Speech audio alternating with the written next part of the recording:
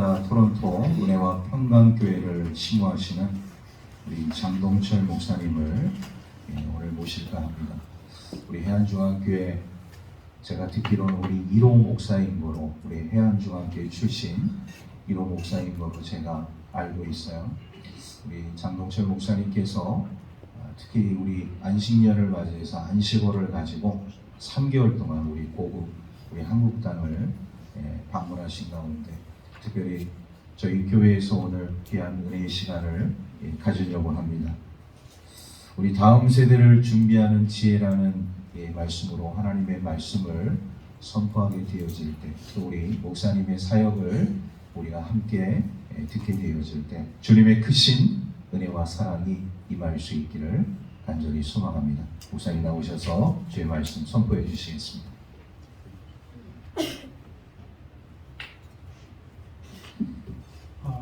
제가 다시 한번 기도하도록 하겠습니다. 하나님 아버지, 이 시간에 주님의 말씀을 함께 나눕니다. 각 사람의 심령 가운데 찾아가 주시고 말씀해 주십시오. 우리 주님 예수 그리스도의 이름으로 기도했습니다. 아멘. 저는 제가 어디를 가나 하는 얘기가 있어요. 저는 강원도 양구군 해안면 현일이 2반 24번지 장화순 씨 막내 아들로 태어났습니다. 우리 딸내미가 여기 와 있는데 이거를 새로운 데 갈 때마다 얘기를 하니까 저희 딸내미도 이거를 다 외워요. 우리 모든 성도들이 또 외워요. 우리 목사님은 강원도 양구군 해안면 현일이 2반 24번지 장화순 씨 막내 아들. 왜 이렇게 되뇌이냐면 이게 제 정체성이기 때문입니다. 저는 여기에서 태어났고 여기에서 자랐고 이곳에서 신앙생활을 했습니다. 여기에 계신 분들 가운데는 제가 장동철 목사라고 하기보다 동철이, 세영이 친구, 이게 이제 더 편안한 분들이 더 많이 있어요. 그런데 하나님께서 저를 이곳에 보내시고 여러분과 함께 말씀을 이렇게 전하게 해주셨는데, 이렇게 초대해 주신 담임 목사님께 제가 정말 감사드립니다. 네, 목사님께 감사드리고, 그리고 또 여기에 함께 또 마음을 써주신 장로님들께 당회에 또 감사드립니다. 제가 정말 어려운 시절을 이곳에서 보낼 때 저와 함께 했었던 분들이 계세요. 우리 이창수 장로님, 그리고 우리 배상범 장로님, 저에게 좋은 기억들이 많이 있습니다. 제가 밖에 나가서 공부하고 여기에 아버님이 돌아가시고 여기에서 염소 키우면서 살겠다라고 해서 여기 들어와 있을 때, 그리고 누님을 모시고 엄마를 모시고 있을 때 우리 이창수 장로님 그리고 배 장로님과 함께 늘 같이 어울렸는데 어느 날은 우리 배 장로님께서 돼지를 키우고 계셨는데 와서 돼지 거세하는 때니까 와서 좀 같이 거들어 주시오 해가지고 갔어요. 가가지고 돼지 거세도 이렇게 하고, 근데 너무 큰 돼지 거세를 해가지고 그때 배 장로님이 갈등을 하시다가 합시다 해가지고 했는데 그 돼지가 시름시름 앓다가 다음날 죽었어요. 더 재밌는 얘기는 우리는 또 그거를 또 맛있게 잘 구워 먹었어요. 네. 이렇게 하고 우리 이창수 장로님 염소 키울 때 이렇게 저도 염소 키우겠다고 하니까 이 장로님께서 염소를 좋은 거 한 마리를 이렇게 주셨어요. 그래서 제가 여기에서 엄마랑 누나를 모시고 잘 살겠다 마음을 먹었었던 때라, 내가 이 염소 한 마리로 뭔가 잘 정착해서 해보겠다 이러면서 그 염소 이름을 다산이, 이게 많이나 알아. 그래서 이렇게 했는데 하나님이 어느 날 저를 부르셨어요. 여러 과정을 다 얘기하면 힘든데 어느 날 새벽에 하나님 부르시고, 그래서 제가 하나님 이렇게 하는 게 아니라 이제 하나님 마음대로 하세요. 나보고 여기 가라면 가고 여기 가면 갈 테니까 나 좀 괴롭지 않게 하지 말고 이제 내가 가라는 대로 갈 테니까 마음대로 하시라고. 그 다음날 전화가 왔어. 그래서 올라와라. 그래서 올라왔죠. 그분이 저도 요번 한국 방문을 해서 그분을 만났는데 그날 아침에 기도하는데 동철이 이렇게 살면 안 된다. 이 마음이 너무나도 강력하게 왔대요. 그래서 전화를 했고, 그리고 그 전화가 와서 나오라고 했을 때 저는 하나님이 이제 땡기고 있다 알고 있었고, 그리고 가기 시작했어요. 간 다음부터 이제 모든 것들이 정상으로 돌아오기 시작을 했던 것 같아요. 지금 돌아보면 하나님이 우리를 이끄실 때 순종하는 것, 그것이 가장 명확한 인생의 답인 것 같습니다. 거기 공부하러 이렇게 그리고 선교단체 간사훈련 받으러 이렇게 가는데 어려울 때 우리 그날 밤에 해안을 이렇게 떠나는데 우리 배 장로님이 그날 밤에 또 50만 원을 또 딱 들고 오셨어요. 장로님, 네 갑니다. 우리 염집사님 계신데 이제 혼날지도 몰라요. 그 큰 돈을. 그때 배 장로님이 정말 가난할 때인데 저보고 그때 이제 여기 내려와서 집사 임명을 받았는데, 장집사 언젠가는 갈 줄 알았는데 너무 빨리 가서 조금 서운하다. 그런데 하나님이 부르시는 것 같다. 그러면서 가서 공부하라고 50만 원 내년에 이제 종자 사서 심어야 되는데 그 돈이라고. 그러면서 그걸 갖고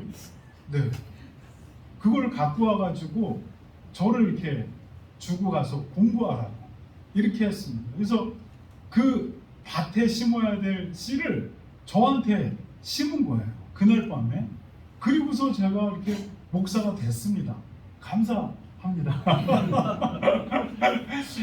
그리고 어려울 때마다 우리 김옥의 권사님이 형 힘들지 않냐고 그러면서 차비하라고 차비 주시고, 제가 한국에 오랜만에 와가지고 옛날 한국 통장을 이렇게 정리를 하는데, 제가 선교단체 간사 사역을 할 때 우리 김옥의 권사님이 후원을 하셨는데 그 이름이 최근까지도 있었던 거예요. 김옥의.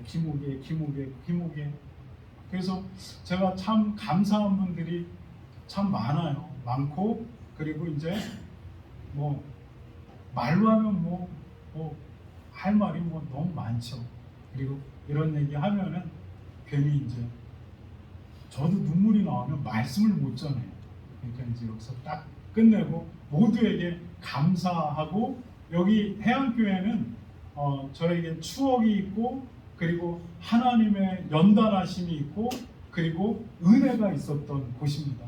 이곳을 섬기는 여러분 모두를 제가 축복합니다. 저희 집사람이 이렇게 훌쩍훌쩍 거리니까 제가 더 이렇게 말씀을 못 전해요. 네. 자, 우리 옆 사람하고 인사하겠습니다. 말씀 속에서 은혜 받으십시오. 네, 오늘 제가 함께 나눌 말씀은 다음 세상을 준비하는 지혜입니다. 다음 세상을 준비하는 지혜. 혹시 여러분 앞에 보이시면 함께 읽어보도록 하겠습니다. 시작. 다음 세상을 준비하는 지혜. 네, 그렇습니다. 다음 세상이 있습니다. 옛날에 어르신들이 하시던 말씀이 있어요. 세월이 살처럼 빠르게 지난다. 세월이 살처럼 빠르게 지난다. 여기에서 살은 화살을 이야기합니다. 우리가 화살을 쏘려면 이렇게 휘어진 활에 이렇게 매듭지어진 활시에 활을 딱 걸고 화살을 쫙 당깁니다. 그리고 이 손을, 화살을 잡은 손을 딱 놓는 순간 화살이 주저함 없이 쫙 달려가서 관역에 명중합니다. 여러분, 이 화살은 주저함 없이 관역을 향해 달려가는데 이 순간이 찰나와 같습니다. 이 손을 놓는 순간 내가 잘못 놨는데 이거 수정을 해야 될 것 같은데, 이 화살을 잡아야 하는데, 그럴 겨를도 없이, 하는 순간 손을 떠난 화살은 관역에 꽂혀 버립니다. 이 시간은 찰나와 같습니다. 그래서 우리 어른들이 지나온 세월을 돌아보니까 시간이 살같이 빨리 지나갔다, 이렇게 얘기하는 겁니다. 나도 고울 때가 있었고, 앞에선 장동철 목사처럼 몸이 이럴 때가 있었고, 힘이 좋을 때가 있었는데, 어느새 세월이 살같이 지나갔다, 이렇게 얘기하는 겁니다. 여러분, 이거는 어른들의 말만이 아닙니다. 성경에서도 뭐라고 얘기하냐면 야고보서 4장 14절이 이렇게 이야기합니다. 함께 읽어보도록 하겠습니다. 시작. 너희 생명이 무엇이냐? 너희는 잠깐 보이다가 없어지는 안개니라. 성경이 뭐라고 얘기하냐면 인생들을 향해서 너희가 뭐냐? 너희는 그냥 잠깐 왔다가 사라지는 안개다. 마치 너희가 이 세상에 영원히 살 것처럼 떵떵거리는데 아니야. 잠깐 왔다가 사라지는 안개. 안개가 아침에 좌우 비꼈다가 해가 쫙 스며들면 가볍게 날아가 버립니다. 인생이 그렇게 무거운 것도 아니고 대단한 것도 아니고 잠깐 왔다가 사라지는 안개, 이렇게 얘기하는 겁니다. 여러분, 인생이 길지 않습니다. 야, 앞에 있는 장동철 목사 젊은데 젊은 사람이 저런 얘기하냐? 아닙니다. 인생이 짧다, 이 얘기는 내 얘기가 아니라 우리보다 앞선 인생을 살았던 모든 사람들이 하는 얘기가 인생이 살과 같이 빨라. 그리고 오늘 진리라고 말하는 성경이 인생은 잠깐 보이다 없어지는 안개야. 인생의 선배들과 성경이 인생이 길지 않다라고 우리에게 말하고 있는 것입니다. 그렇다면 여러분, 인생은 잠깐 왔다가 사라지는 안개와 같이 살다가 그리고 없어지면 끝나는 겁니까? 그렇지 않습니다. 성경은 이제 안개와 같은 인생이 끝나고 모든 것들이 끝나는 것이 아니다라고 얘기합니다. 우리가 고린도전서 15장 19, 22절은 그러면 이렇게 얘기합니다. 우리가 여러분 19절과 20절만 한번 같이 읽어보겠습니다. 함께 읽겠습니다. 시작. 만일 그리스도 안에서 우리가 바라는 것이 다만 이 세상뿐이면 모든 사람들 가운데 우리가 더 불쌍한 자니라. 여기까지 읽겠습니다. 사도 바울이 뭐라고 얘기하냐면, 여러분, 이 세상이 전부라고 한다면 우리처럼 불쌍한 사람이 어디 있습니까? 이렇게 얘기하는 겁니다.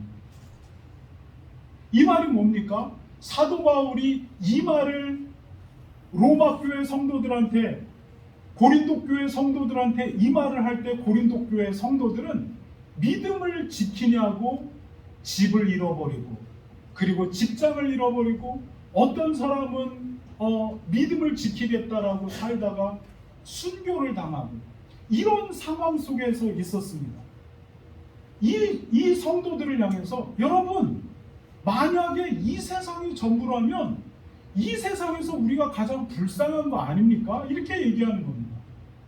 예수 믿는다라고 하는 이유로 오늘 여기에 모든 사람은 계곡으로 바닷가로 나가 있는 이 시간에 모두 여기에 나와 있고, 예수 믿는다라고 하는 이유로 술 한잔 누군가 권하면 야, 이거 찔리는 거 아니야? 이렇게 갈등하다가 이거 못 먹겠다라고 하고 욕먹고, 그리고 어쩌다가 한 잔 먹으면 마음에 그냥 벌렁벌렁 죄스럽고, 세상 사람들 원하는 대로 다 사는데 나는 그렇게 살면 항상 죄책감을 느끼고 그러지 않으려고 노력하고, 만약에 이 세상이 전부라고 한다면 여기에 있는 여러분이 가장 불쌍한 사람이 아니냐, 이 말을 하는 겁니다. 사도 바울이 이렇게 반문하는 겁니다. 만약에 이 세상이 전부라고 한다면 원하는 대로 사십시오. 수단과 방법을 가리지 말고 돈을 모으십시오. 남이 뭐라건 저러건 다 상관없이 내가 행복한 길로만 가십시오. 누구 눈치 볼 것도 없이 쾌락을 즐기고 뭐 눈치 볼 게 뭐 있습니까? 이 세상이 전부라고 한다면 체면 차릴 게 뭐가 있습니까? 내가 하고 싶은 대로 다 하면 되는 겁니다. 왜냐하면 이 세상은 짧게 왔다가 가는데 그것이 전부인데 뭐가 무서워서 남의 눈치를 보고 체면을 차리고 사는 겁니까? 먹고 싶은 대로 먹고 하고 싶은 대로 하고 그리고 마시고 싶은 대로 마시고 그리고 내가 원하는 수단과 방법을 가리지 않고 가지면 그만입니다. 그런데 세상은 이것으로 전부가 아니다. 사도 바울이 말하는 것입니다. 그렇다면 이 세상이 전부가 아니면 그러면 도대체 뭐가 있다라는 얘기입니까? 히브리서 9장 27절은 우리에게 이렇게 말하고 있습니다. 우리가 한번 읽어보겠습니다. 시작! 한 번 죽는 것은 사람에게 정해진 것이요 그 이후에는 심판이 있으리니. 성경이 얘기합니다. 모든 사람이 한 번 죽는 것은 정해진 것입니다. 누구도 피해갈 수가 없습니다. 다 죽습니다. 이 사람도 죽고 저 사람도 죽고. 여러분, 김영삼 대통령, 김대중 대통령, 노무현 대통령, 그리고 전두환 대통령, 우리가 눈으로 봤던 기라성과 같은 모든 대통령, 테레비를 다 차지하던 대통령, 정주영 회장, 그리고 이병철 회장, 이건희 회장 모두가 살다가 갔습니다. 사람이 한 번 죽는 것은 하나님이 정한 것이다. 그러나 그 이후에는 심판이 있다. 죽음 이후에 모두가 하나님 앞에 서게 되고 심판이 있다라고 성경이 깜빡 경고하는 겁니다. 심판이 있다. 심판이 있다. 이렇게 얘기하는 겁니다. 여러분, 그러면 그 심판은 어떤 심판입니까? 요한계시록 21장 8절은 그 심판에 따라서 어떤 사람은 영생에 들어가고 어떤 사람은 불과 유황이 타는 못으로 던져진다.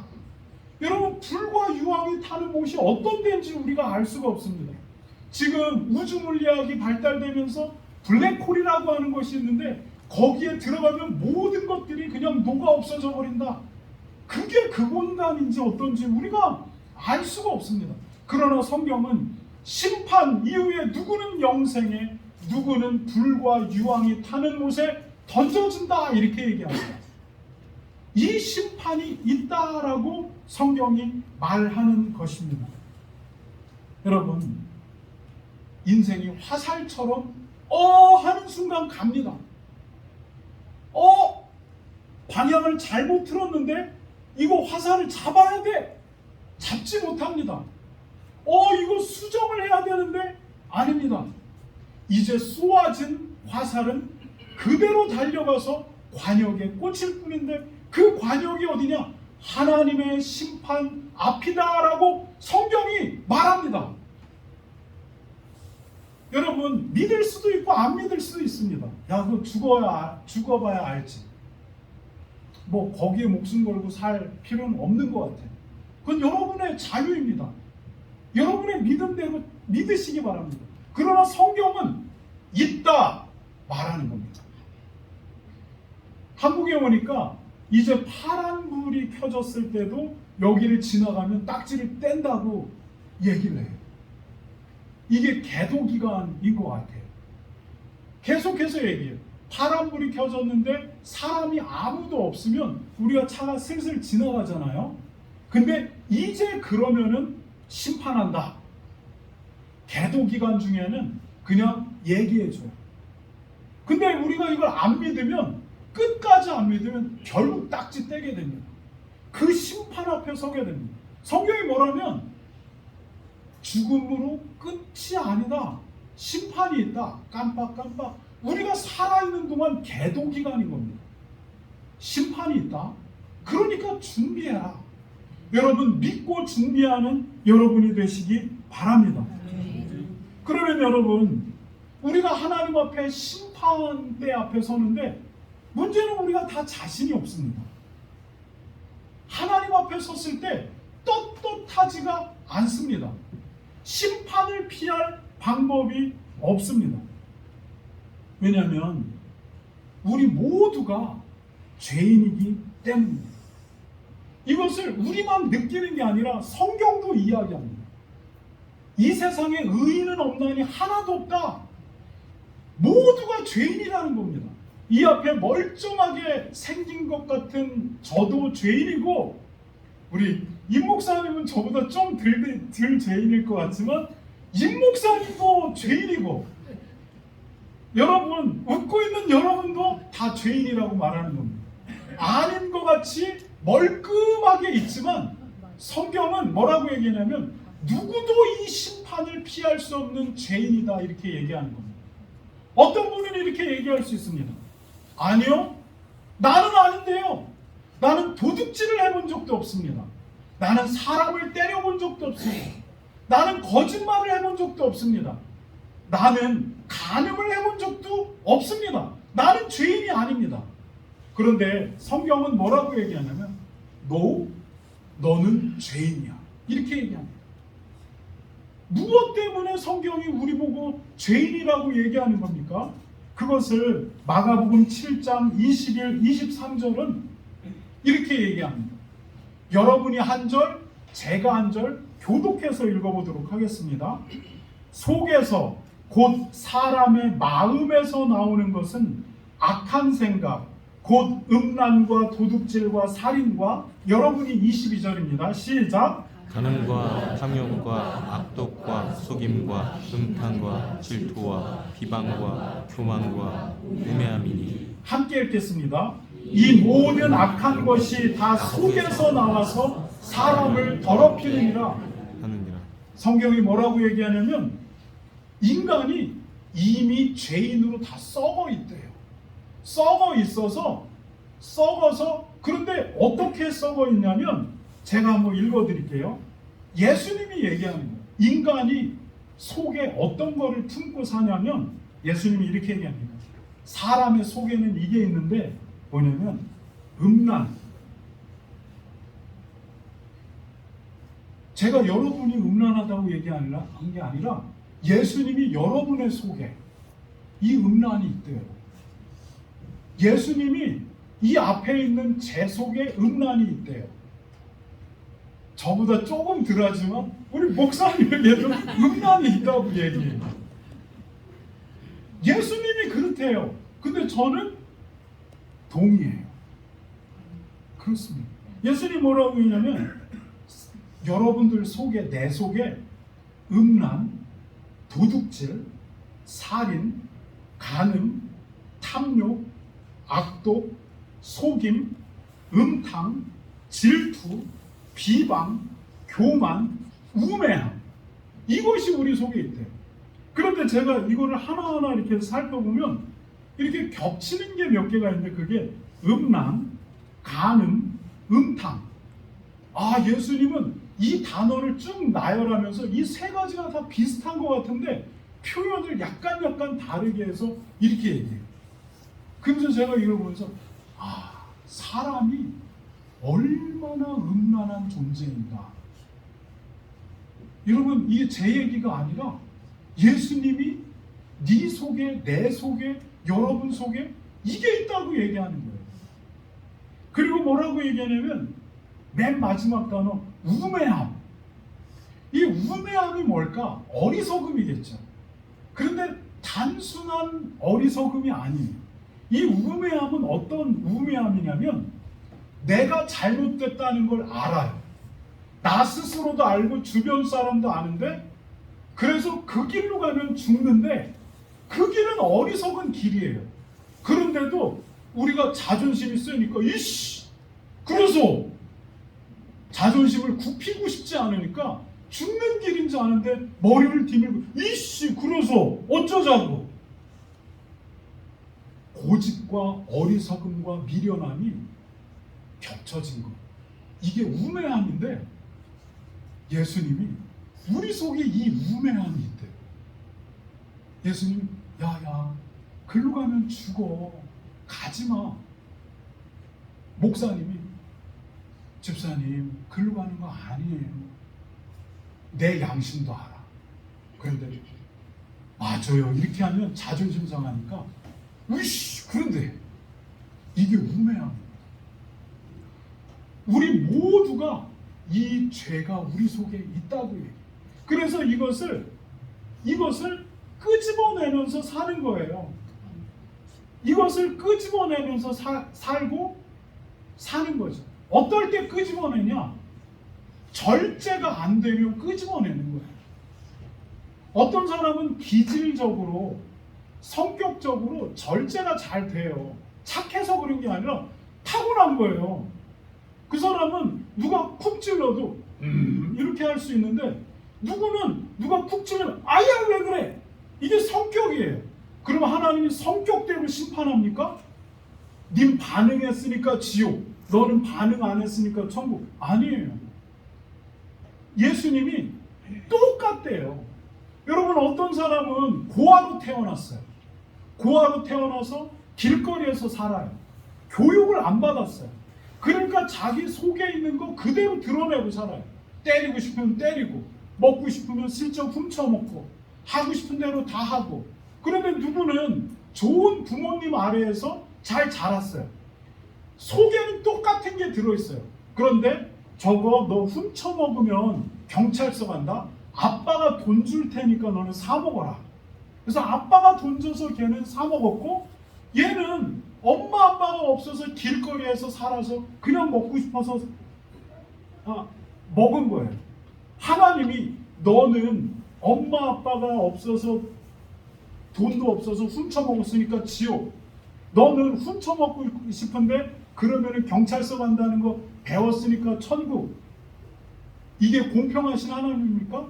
아니에요. 하나님은 하나님의 눈앞에서 모든 사람이 죄인입니다.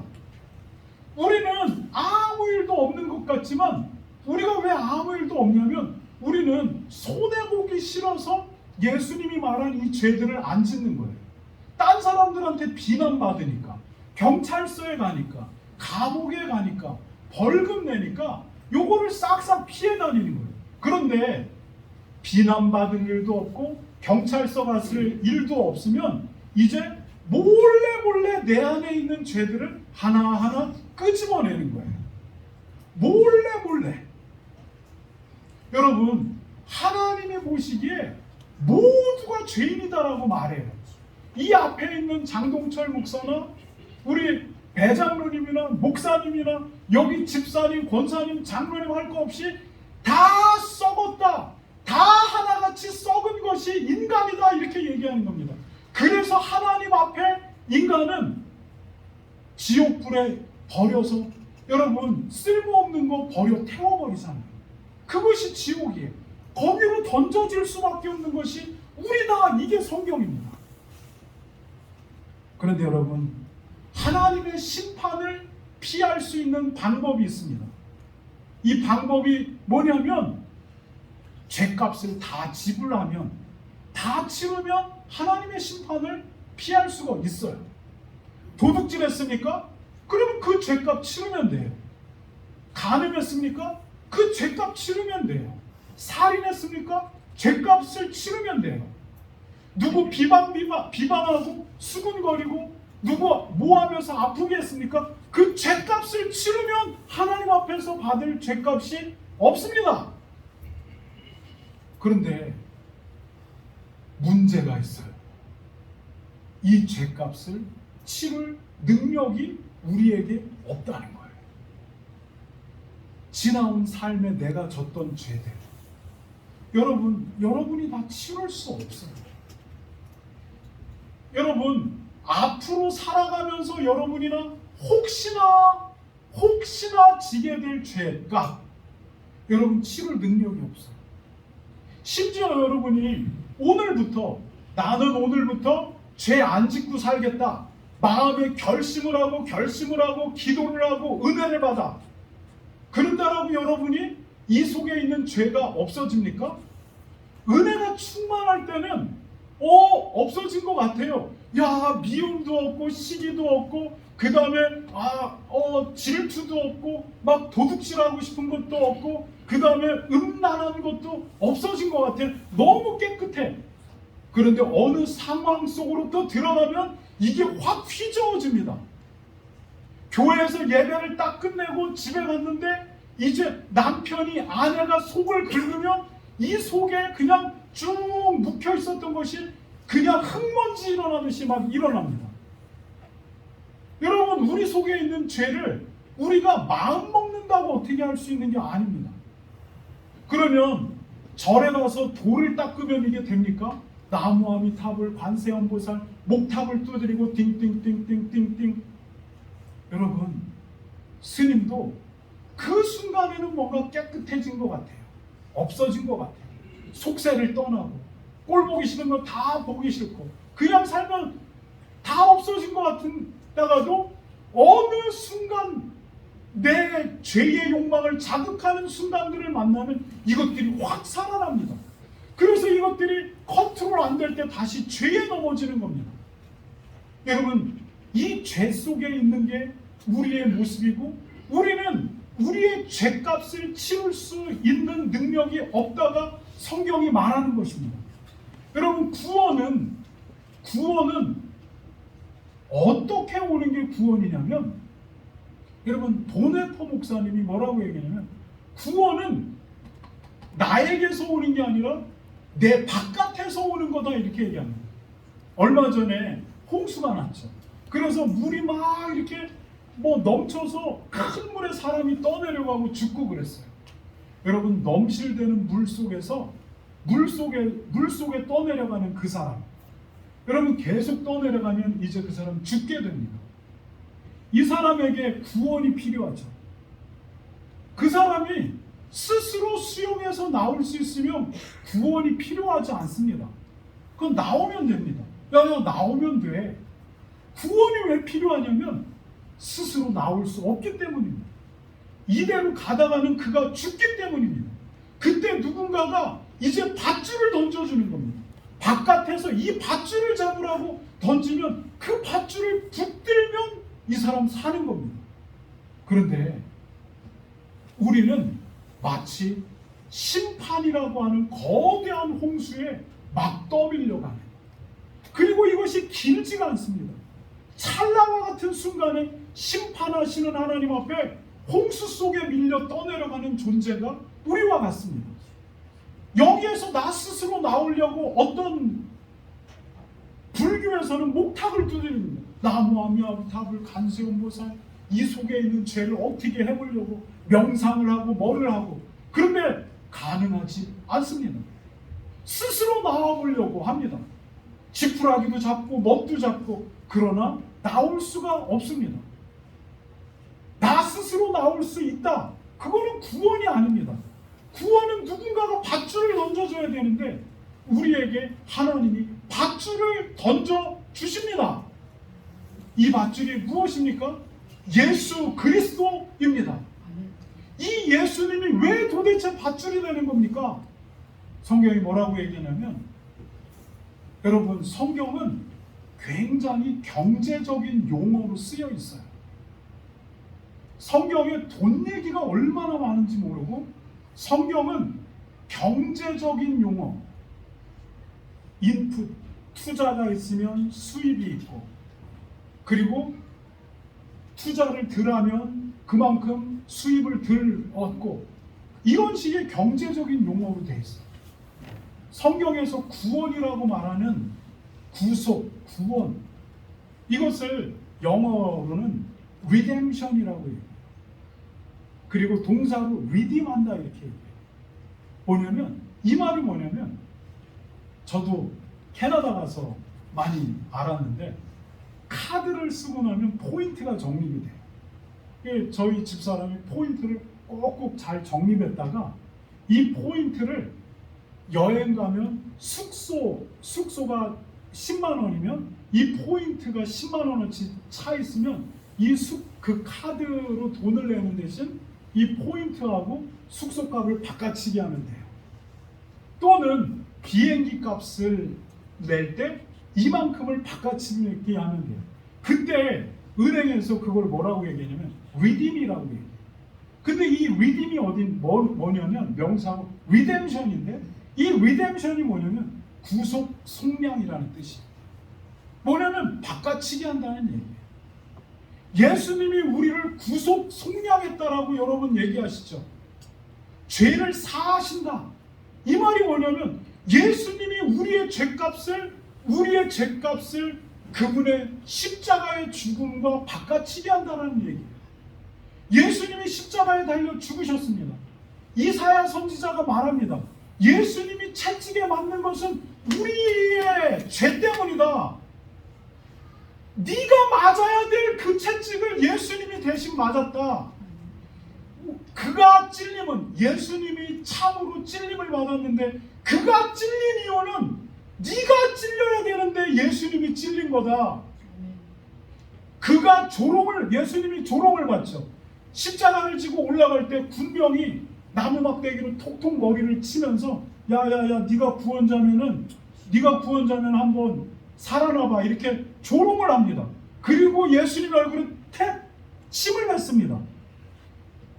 그분의 침뱉음은 죄 가운데 산, 그러나 아무것도 안 한 것처럼 싹 감추고 사는 저와 여러분이 밝혀졌을 때 사람들이 뱉어야 될 침입니다. 조롱, 침뱉음. 그리고 예수님이 십자가에 달려 죽으실 때 우리는 성화를 보면 팬티를 입고 죽으시죠. 여러분, 팬티가 없어요. 팬티를 입고 십자가에 딱 달렸는데 군병들이 그 천 하나로 된 그 광목과 같은 팬티를 확 벗겨냅니다. 그리고 33세 남성이 모든 신체를 다 사람들한테 보이면서 십자가에 달려 있습니다. 수많은 여자들이 예수님을 따르던, 예수님을 섬기던 여자들이 그 밑에서 예수님의 죽음을 바라봅니다. 두 팔을 벌리고, 그리고 완전히 하의를 드러낸 채. 이 수치는 누가 당해야 되는 수치냐면 죄를 숨기고 살았다가 밝혀져 버린 우리가 당해야 될 수치다. 이사야가 얘기하는 겁니다. 하나님이 예수 그리스도를 이 땅에 왜 보냈냐? 그분으로 하여금 redeem, 우리의 죄값을 그분의 십자가와 바꿔치기 해라.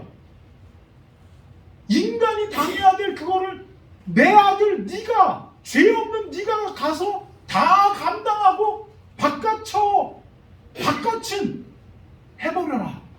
그래서 예수님을 이 땅에 보내신 겁니다. 그리고 이제 성경은 얘기합니다. 여러분은 두 길 앞에 서 있습니다. 여러분이 죄인이라는 것을 인정하고 하나님이 내어준 이 십자가, 이 예수를 주님으로 믿고 받아들일 것인지, 아니면 야 그런 게 어딨어, 야 그런 게 어딨어, 이렇게 살고 말 것인지. 성경은 여러분에게 도전합니다. 하나님이 세상을 이처럼 사랑하사 독생자를 주셨으니 이는 저를 믿는 자마다 멸망치 않고 영생을 얻게 하려 하심이니라. 내가 온 것은 섬김을 받기 위해서 온 게 아니라 도리어 너희들을 섬기려 하고 나의 목숨을 너희들 죄의 대속물, 아까 얘기했죠, 바꿔침, 이 대속물로 주기 위해서 내가 왔다. 성경이 이렇게 얘기하는 겁니다. 이제 우리에게 이 두 길을 제시하는 겁니다. 여러분, 어떤 길로 들어서겠습니까? 여러분이 죄인이라는 걸 인정하고 예수님을 붙드는 길에 서겠습니까? 나 몰라 하고 여전히 내 길을 가겠습니까? 성경은 이 길 끝에 심판이 있다라고 얘기하고 예수님을 주님으로 받아들이고 사는 이 길에 이제 하나님이 영생이 있다라고 얘기합니다. 우리가 이제 앞으로 하나님 앞에 갈 겁니다. 하나님 앞에 가게 될 때 여러분 어떻게 가게 되냐면 하나님 앞에 그냥 가면 너는 심판 이렇게 얘기합니다. 그런데 하나님 앞에 갈 때 우리가 예수님 뒤에 숨어서 가는 겁니다. 예수님 뒤에 숨어서 하나님, 나는 죄인이에요. 내가 원하지 않아도 죄를 너무 많이 졌어요. 먹고 살려고 하다 보니까 죄를 졌고, 그리고 내가 어쩔 수 없다 보니까 죄를 졌어요. 그런데 하나님이 약속했잖아요. 성경이 뭐라고 얘기합니까? 이 성경을 뭐라고 얘기하죠? 구약과 신약이라고 얘기하잖아요. 하나님이 옛날에 주신 약속. 이게 뭐죠? 신약, 하나님이 다시 주신 약속. 이 두 가지 약속의 핵심이 뭡니까? 예수님이 우리의 죄값을 치렀다는 겁니다. 이 성경을 뭐라고 얘기합니까? 영어로는 커버넌트라고 얘기해요. 커버넌트가 뭐냐면 계약서입니다. 계약서. 여러분이 계약서를 쓰죠. 내가 100만 원 줄 테니까 당신 이 땅 주시오. 계약서 쓰면 계약서대로 해야 되죠. 하나님이 인간에게 주신 계약서, 이 계약서가 이겁니다. 그러면서 하나님이 어떤 계약을 하셨느냐? 내가 내 아들 예수 그리스도를 보냈고 네가 죄인이라고 고백하고 이 예수가 너희의 죄값을 치렀음을 믿고 그 예수를 주인으로 모시고 살면 내가 너를 심판받을 존재라고 얘기하지 않겠다. 이게 이 계약서의 내용입니다. 하나님 앞에 나아갈 때 우리가 이 계약서를 갖고 나가는 겁니다. 하나님, 나는 죄인인 거 맞는데 하나님 어떻게 계약하셨죠? 이 계약서. 하나님이 어떻게 계약하셨죠? 이 계약대로 행하세요. 그럼 하나님이 뭐라고 얘기하냐면 네가 의롭다 이렇게 얘기합니다. 네가 의롭다. 성경에 이 장면을 묘사하는 한 장면을 얘기해 드릴게요. 여러분, 다윗의 할아버지가 누구냐? 유다입니다. 유다에게는 아들들이 있었고 며느리, 다말이라고 하는 며느리가 있었어요. 그런데 아들들이 다 이 다말이라는 여자하고 결혼해서 살면 죽어버립니다. 그래서 이 다말을 내쫓아버렸죠. 그런데 유다가 양을 치다가 이게 남자들에게 있는 죄의 욕망인데 이게 나쁜 욕망이 막 일어나는 거예요. 그런데 길가 한가운데 보니까 어떤 여자가, 곱상한 여자가 얼굴을 가린 채 다곳이 앉아 있는 거예요. 그러니까 이제 이 유다가 자, 얼마면 되겠냐 이렇게 묻고 값으로 뭐 이렇게 주면 됩니다. 근데 내가 지금 없으니까 내가 나중에 반드시 줄 테니까 이게 증표, 약속의 증표로 이제 다말에게 며느리인지 모르죠. 그리고 약속의 증표를 줍니다. 그리고서 이제 유다가 자기의 욕망을 해결합니다. 그리고 세월이 지났습니다. 근데 동네에서 소문이 들려옵니다. 유다의 며느리 다말이 임신을 했다는 겁니다. 유다가 분노합니다. 당장 끌어내 태워 죽이자. 돌로 쳐 죽이자. 그런데 다말이 이제 그 남자가 줬던 증표를 이렇게 주면서 이 사람으로 인해서 이제 아이를 가졌다라고 가서 보여주라고 해요. 뭐냐면 그 증표가 뭐냐면 계약서의 사인입니다. 이 증표를 들여대니까 유다가 그 여인이 이제 그 죄 많은 여인이 자기 며느리였다는 걸 알게 됩니다. 그때 했던 말이 그 여인이 옳도다 이렇게 얘기해요. 여러분, 하나님이 여러분에게 예수님이라고 하는 계약서를 주셨어요. 이 예수님 주인으로 받아들이라 이렇게 얘기합니다. 여러분, 예수님 주인으로 받아들인다. 주인으로 받아들이시기 바라요.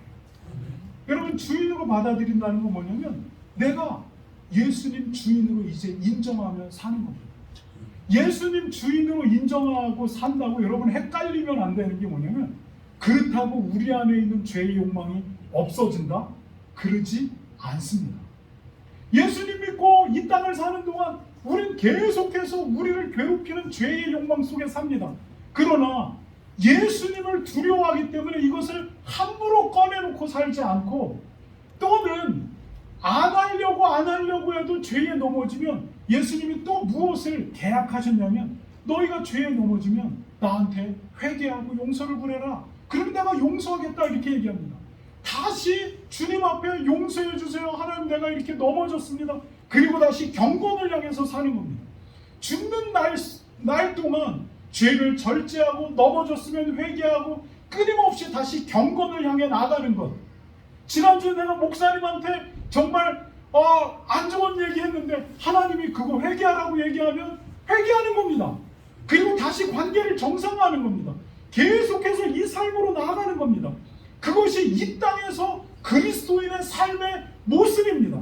그리고 하나님 앞에 섰을 때 하나님이 준 계약을 붙들고 하나님 계약서대로 행하시라고 하나님 앞에 나아가는 겁니다. 이것이 그리스도인입니다. 여러분, 예수님을 주인과 왕으로 받아들이시는 여러분이 되시기 바랍니다. 이것이 그리스도인, 기독교인입니다. 그러면 교회는 어떤 곳입니까? 교회는 이 믿음을 가진 사람들이 모이는 곳입니다. 이렇게 모여서 이제 믿음이 흔들릴 때마다, 야, 이 믿음에서 흔들리지 말고 이 믿음 붙들고 살아. 그리고 이 믿음을 모르는 사람들에게 이 믿음 안으로 들어와. 이렇게 사는 것이 교회입니다. 여러분, 교회가 깨끗한 사람이 모인 곳이 아닙니다. 여기에는 예수님을 주인으로 받아들인 죄인이 있을 뿐이고, 바깥에는 예수님을 주인으로 받아들이지 않은 죄인이 있을 뿐입니다. 이 안에서도 싸우고 지지고 볶고 미워하고 얼마나 많은 일이 일어나는지 모릅니다. 그럼에도 불구하고 이 속에서 다시 이 믿음은 흔들리지 마.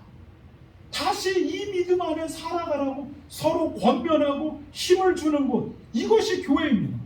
일주일 내내 이 믿음을 잃고 살았다가 한 주 주일 예배를 통해 목사님을 통해 전해지는 말씀을 통해, 그래, 내가 이 믿음 안에 다시 살아야지. 다시 정신을 차리는 곳. 이곳이 바로 이곳입니다.